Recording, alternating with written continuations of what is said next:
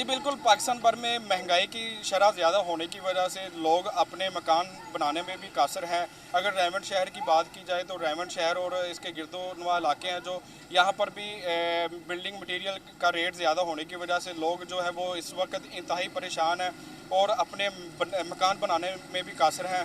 अगर building material के rate की बात की जाए तो आज से 3 महीने पहले जो सरिया का रेट था वो 140 से 145 रुपये था, जो इस वक्त 200 रुपये का है। और जो सीमेंट का रेट है वो आज से 3 महीने पहले जो है 500 से 500 रुपये था, जो इस वक्त 1050 रुपये रेट है, जिसकी वजह से जो आम शहरी हैं वो अपने जो मकान है वो बनाने में भी कासर हैं।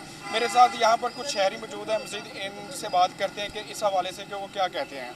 ठीक कह रहे हैं कि जैसे कि आपने देखा होगा कि यहाँ पे आम आवाम के लिए घर बनाना इतने मुश्किल हो गए हैं कि जब एक रॉ मटेरियल आसमान से बातें कर रहा है तो एक चीज़ की 300 से 400 गुना बढ़ गई है। महंगाई बढ़ने की वजह से लोग बड़े परेशान हैं कि वो अपने घरों को कैसे कंप्लीट करें।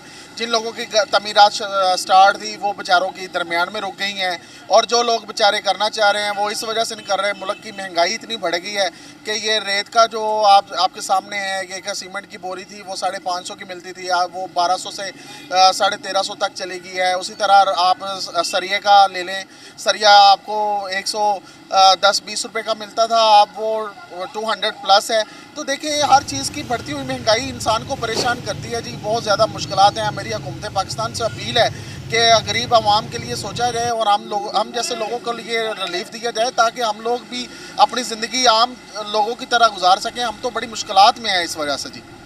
जी जैसा कि आपने शहरी की बात सुनी, शहरी का यही कहना है कि आज से 3 महीने पहले जो रेट था वो इस वक्त आज जो रेट है वो 200 से 300 गुना ज़्यादा हो चुका है, जिसकी वजह से हम अपने जो मकान है वो बनाने से भी कासर है। हमारी हुकूमत वक्त से अपील है कि जो बिल्डिंग मटेरियल का जो रेट है वो उसे कम किया जाए जी।